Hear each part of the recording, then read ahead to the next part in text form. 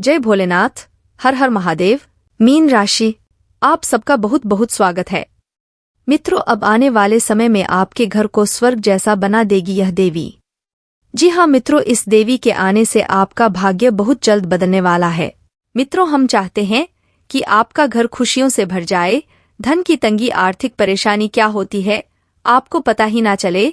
आपके घर का माहौल बेहद पवित्र और प्रेम पूर्ण रहे, इसके लिए हम लगातार मेहनत करते हैं और आपको रोज एक ज्ञानवर्धक वीडियो उपलब्ध कराते हैं। इसके लिए हम आपसे बस इतना चाहते हैं कि आप हमारे हर एक वीडियो को पूरा देखा करें, क्योंकि हमारे वीडियो में केवल और केवल आपके लिए जीवन उपयोगी बातें होती हैं और ज्ञान होता है। जी हाँ दोस्तों, हम काफी लंबे समय से आपकी राशि को देखे चले आ रहे हैं और हम जानते हैं कि आपके जीवन में संघर्ष एक लंबे समय से चला आ रहा है। पैसे की परेशानी और रिश्ते नाते में उथल पुथल ने आपको परेशान कर रखा है। उनके समाधान के लिए आप तरह तरह के प्रयास भी करते आ रहे हैं, लेकिन अब तक आपको उचित लाभ प्राप्त नहीं हो पाया है।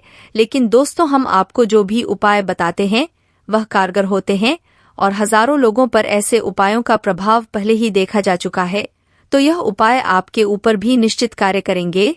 जी हाँ दोस्तों, तो इसी क्रम में आज की इस वीडियो में हम आपको बताने जा रहे हैं कि आपकी वह कौन सी सबसे बड़ी भूल है जिसे आप लगातार करते चले आ रहे हैं, जिसने आपको कंगाली के दरवाजे पर लाकर खड़ा कर दिया है। आप कितनी ही मेहनत करें, कितने ही बड़े बड़े अरमान सजाएं, कितने ही बड़े बड़े काम करें, लेकिन आपका अंत में एक ही अंजाम होता है और वह होता है सिर्फ और सिर्फ परेशानी, हताशा और निराशा। जी हाँ दोस्तों, संघर्ष क्या होता है, परेशानियों से जूझना और आगे बढ़ना क्या होता है, यह कोई आपसे सीखे, क्योंकि भगवान ने आपको कुछ ऐसा हुनर दिया है कि आप बड़ी से बड़ी परेशानी में भी हिम्मत से काम लेना जानते हैं और आज नहीं तो कल उन परेशानियों से जूझकर बाहर निकलना भी आप जानते हैं। कुल मिलाकर कहा जाए तो आप एक मेहनती, सहनशील और आशावादी इंसान हैं। ऐसे में आपको सही मार्गदर्शन की बहुत आवश्यकता होती है। जी हाँ दोस्तों, आपकी राशि के जातकों में यह विशेष हुनर पाया जाता है कि यह हर एक कार्य को अपने तरीके से करना पसंद करते हैं और उनके अंदर आत्मनिर्भर बनने का एक अजीब सा जुनून होता है। जी हाँ दोस्तों, चाहे अपने जीवन यापन के लिए आप एक मजबूरी समझ कर करते हो, लेकिन अंत में इनकी मन में एक छोटी सी आस बनी रहती है कि आज नहीं तो कल इनका खुद का कुछ ना कुछ बड़ा या छोटा जैसा भी होगा कारोबार अवश्य होगा, जिसके मालिक वह स्वयं होंगे। जी हाँ दोस्तों, और इसी चक्कर में आप लोग कई बार ऐसे ऐसे कार्य कर जाते हैं कि आप बड़ी परेशानियों को मोल ले लेते हैं, लेकिन आप उन परेशानियों से लड़ना अच्छी तरह से जानते हैं और आप अपनी परेशानियों की जिम्मेदारी स्वयं पर लेना पसंद करते हैं। किसी को अपनी तकलीफों में शामिल करना आपको पसंद नहीं है। जी हाँ दोस्तों, आपके जीवन में कई बार ऐसे मौके आए हैं जब आप अकेले में अपने आंसुओं को लेकर बैठे हैं, लेकिन जब आप सबके सामने जाते हैं तो आपके चेहरे पर एक मुस्कुराहट ही होती है। इससे लोगों को कभी यह अंदाजा ही नहीं लगा पता कि आपके मन में क्या चल रहा है, आप किस भयंकर युद्ध से लड़ रहे हैं। जी हाँ दोस्तों, यह थी आपके जीवन के संघर्ष की छोटी सी एक झलक, लेकिन दोस्तों आपके जीवन का संघर्ष आने वाले समय में बहुत जल्दी समाप्त होने जा रहा है। जी हाँ दोस्तों, अब ग्रहों ने कुछ ऐसे योग बनाने शुरू कर दिए हैं कि आने वाला 1-1.5 साल का समय ऐसा रहेगा जो आपके जीवन में बड़े क्रांतिकारी बदलाव लेकर आएगा। लेकिन दोस्तों, हम आपसे फिर भी एक बात कहना चाहेंगे कि अंत में नक्षत्र हो, चाहे भगवान की ही कृपा क्यों ना हो, लेकिन मेहनत तो आपको ही करनी होगी, प्रयास तो आपको ही करने होंगे। अगर हाथ पैर हाथ धर कर बैठ जाएंगे तो कोई भी आपका साथ नहीं दे पाएगा। दोस्तों, आपको अपने जीवन में कुछ ना कुछ छोटे छोटे उपाय भी आजमाते रहने चाहिए, क्योंकि उपाय से हम अपने आसपास की ऊर्जा के वातावरण को शुद्ध करते हैं, स्वच्छ करते हैं। जी हाँ दोस्तों, इस वीडियो में हम आपको बताने जा रहे हैं आपकी वह कौन सी भयंकर गलती है जो आपको भयानक नकारात्मकता की ओर ले जाती है। जी हाँ दोस्तों, यह ज्ञान आपके पूजा घर से जुड़ा हुआ है। आपके पूजा घर में कुछ ऐसी चीज होती हैं जो आपके घर में, आपके जीवन में नकारात्मकता का प्रवेश करवाते हैं। इनके हमारे पूजा घर में होने से हर प्रकार से हमारे आसपास नकारात्मक वातावरण बन जाता है। खास तौर से हमारे घर का वातावरण बहुत ही अशुद्ध हो जाता है। यह नकारात्मकता इस हद तक बढ़ जाती है कि आपस में झगड़ा होने लगते हैं, लोगों में आपसी प्रेम कम होने लगता है और सबसे बड़ी बात यह है कि घर में हमेशा हमेशा के लिए आर्थिक तंगी, यह यूं कहीं की दरिद्रता का वास हो जाता है। तो ऐसे में आपके लिए यह जानना बेहद आवश्यक है कि कौन सी है वह चीज है जो आपके पूजा घर में किसी भी हालत में होनी नहीं चाहिए। यदि आपके पूजा घर में भी है तो आपको उन्हें निश्चित ही निकाल कर बाहर कर देना चाहिए। अपने घर में भी उन चीजों को आपको नहीं रखना चाहिए। जी हाँ दोस्तों, तो आज के इस वीडियो की शुरुआत करते हैं, लेकिन इससे पहले आपसे एक निवेदन है कि कमेंट में पूरे भक्ति भाव के साथ जय मां भद्रकाली लिखना ना भूले। माता आपका कल्याण करेंगी, आपका उद्धार होगा। तो चलिए दोस्तों वीडियो की शुरुआत करते हैं। दोस्तों, हम जाने अनजाने अपने जीवन में कुछ चीज ऐसी अपने पास रख लेते हैं जिनकी नकारात्मकता हमें लगातार परेशान करती रहती है। फिर हम बैठकर यह सोचते हैं कि हमारे कार्य तो बहुत अच्छे हैं, मेहनत भी लगातार कर रहे हैं, लेकिन अब ऐसा क्या हो गया कि हमारी तरक्की रुक गई है, पैसे की आवक कम होती जा रही है और आपस में झगड़ा और मेलजोल भी काम होता जा रहा है। आखिर इस बात का कारण क्या है? लेकिन हम कितना भी इस विषय पर विचार कर लें, लेकिन हमारा ध्यान उन चीजों की ओर जा ही नहीं सकता है, क्योंकि यह हमारी ऐसी गलतियां हैं जो हमें कभी दिखाई नहीं देती है और कभी कभी हमारी अज्ञानता भी इसका कारण बनती है। इसलिए दोस्तों, हमारा आपसे बस यही कहना है कि आप इस वीडियो को पूरा देखिए, आपको अद्भुत ज्ञान प्राप्त होगा। जी हाँ दोस्तों, तो सबसे पहले हम बात करेंगे कि आपके पूजा घर में कौन सी वह चीज है जो लगातार आपके जीवन में नकारात्मकता का प्रवेश करवा रही है और आपकी तरक्की में, आपकी उन्नति में बाधा का काम कर रही है। जी हाँ दोस्तों, और इसमें से आखिरी की दो चीज तो ऐसी है जो लगभग हर एक इंसान के पूजा घर में निश्चित ही होती है, लेकिन हम आपको बता दें कि शास्त्रों में इन चीजों को अपने पूजा घर में रखना, भगवान के समीप रखना बिल्कुल ही मना है। अपने पूजा घर में किसी भी कीमत पर नहीं रखना चाहिए। आप घर में ही कहीं और रखें, लेकिन पूजा घर में न रखें। तो वीडियो को ध्यान से देखें और सभी बातों को ध्यान से समझने का प्रयास करें। दोस्तों, सबसे पहले चीज जो हमारी पूजा घर में होती है और हमारे जीवन में नकारात्मकता का प्रवेश करवाती है, वह होती है किसी भी देवी या देवता की मूर्ति या फोटो विषम संख्या में होना। जी हाँ दोस्तों, ऐसा अक्सर होता है कि हमारे पूजा घर में किसी एक देवी देवता की मूर्ति या फोटो विषम संख्या में पाई जाती है। जैसे कि हम भगवान भोलेनाथ की यदि पूजा करते हैं तो उनसे हम बहुत प्रेम भी करने लगते हैं। फिर उनसे प्रेम की अधिकता के कारण हम अपने पूजा घर में उनकी कभी कभी 3 फोटो 5 फोटो इस प्रकार से रख लेते हैं, और शास्त्रों में भी इसका निषेध है। दोस्तों, यदि आपको अपने पूजा घर में किसी देवी या देवता की मूर्ति या फोटो रखनी है तो आप एक ही मूर्ति या फिर फोटो रखें। और दोस्तों, मूर्ति रखने का भी विशेष विधान होता है कि हम किसी भी आकार की मूर्ति नहीं रखते हैं। मूर्ति धातु की होनी चाहिए, 4 अंगुल से छोटी होनी चाहिए और अंदर से ठोस होनी चाहिए, तभी वह मूर्ति पूजनीय होती है। यदि हम खोखले मूर्ति की पूजा करते हैं तो बेहद अनिष्ट कार्य है। देवताओं की पूजा होने की बजाय हमें उनकी बुरी दृष्टि का सामना करना पड़ता है। जी हाँ दोस्तों, अब दूसरी चीज जो आपके पूजा घर में किसी भी कीमत में नहीं होनी चाहिए, अगर होनी चाहिए तो उसका स्वरूप अलग होना चाहिए, और वह है हनुमान जी की खड़ी आकार की मूर्ति। यानी कि जिस मूर्ति में हनुमान जी खड़े हैं वह मूर्ति आपको अपने पूजा घर में रखनी नहीं चाहिए। हनुमान जी यदि बैठे हैं वह मूर्ति बहुत ही शुभ मानी जाती है, और इससे बेहतर आप सीधा राम दरबार की मूर्ति अपने पूजा घर में रखें जिसमें हनुमान जी बैठे हुए हैं, प्रभु श्री राम के चरणों में उनसे आशीर्वाद ले रहे हैं। और यदि आप ऐसी मूर्ति अपने पूजा घर में रखेंगे या फिर आप ऐसा फोटो भी अपने पूजा घर में रख सकते हैं तो प्रभु श्री राम की भी कृपा आपको प्राप्त होती है। साथ ही साथ हनुमान जी भी आपसे बहुत प्रसन्न होते हैं।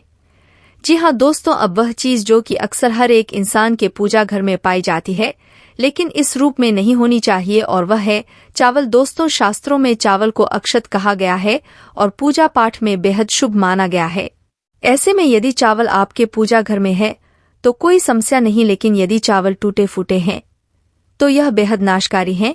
जी हाँ दोस्त, तो किसी भी देवी देवता की पूजा पाठ में चावल टूटे हुए नहीं चढ़ाए जाते हैं, यह बेहद नाशकारी होते हैं। इससे देवता नाराज होते हैं।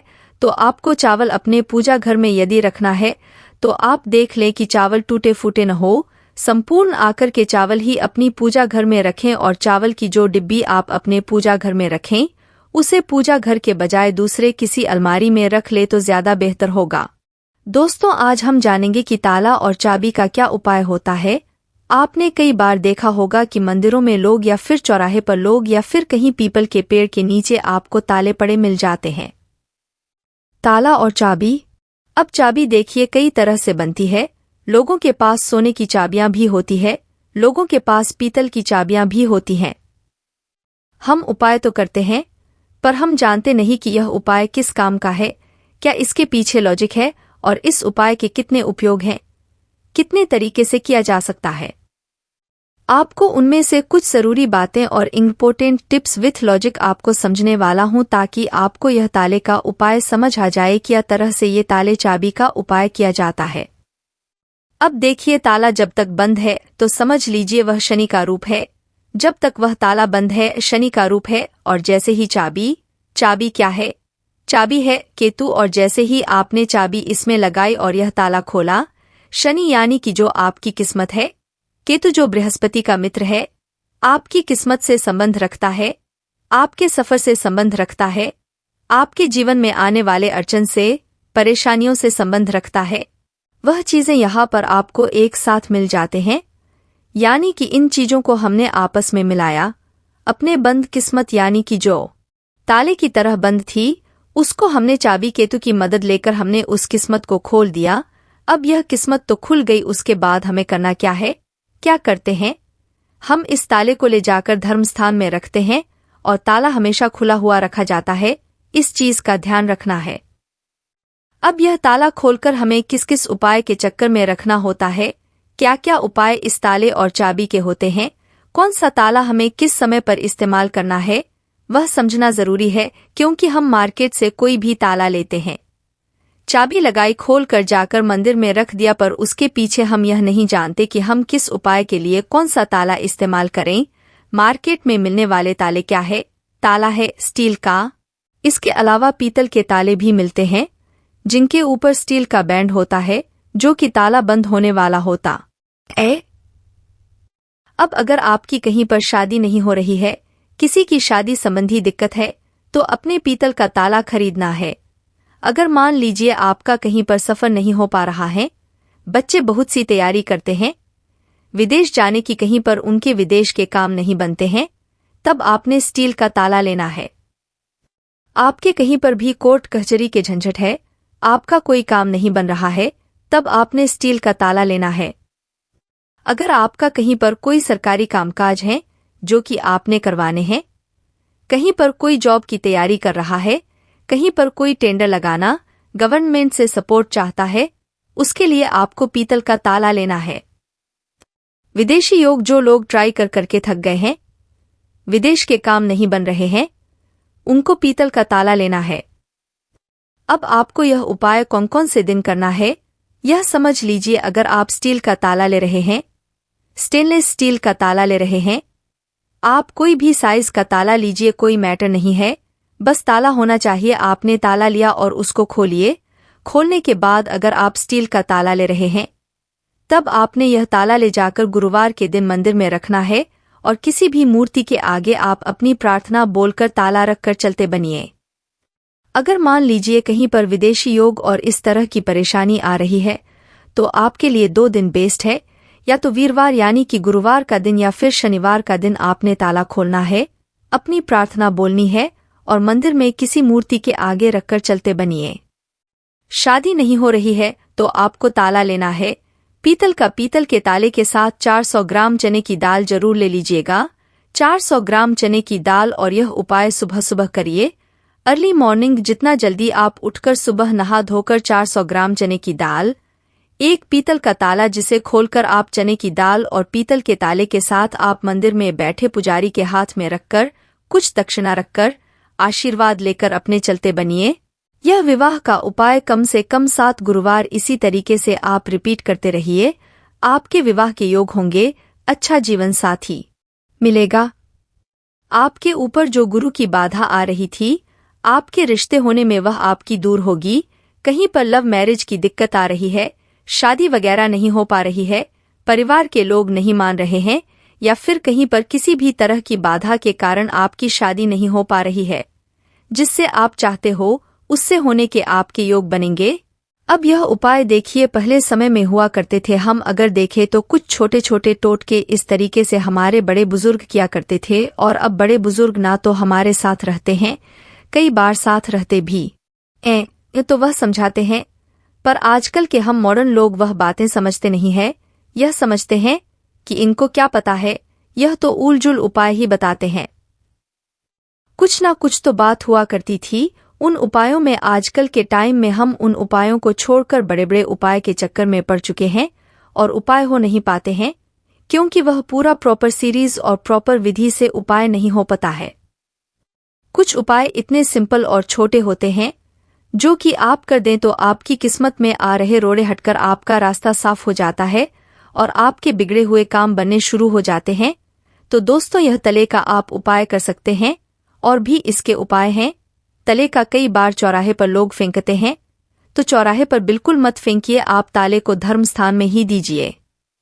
चौराहा शनि का कहलाता है और लोग ताला खोलकर या बंद कर कर भी कई लोग फेंकते हैं।